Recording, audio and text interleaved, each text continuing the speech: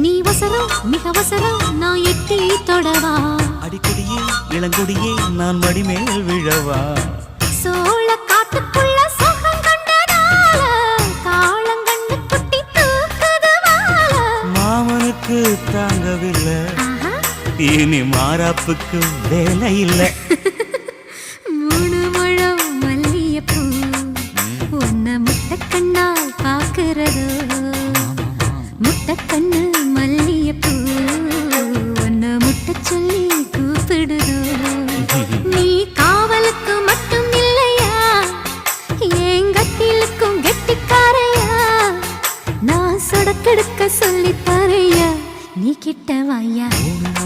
மல்லியப்பூ என்ன முட்டைக்கண்ணா பாக்குதடி முட்டைக்கண்ணு மல்லியப்பூ என்ன முட்டை சொல்லி கேக்குது.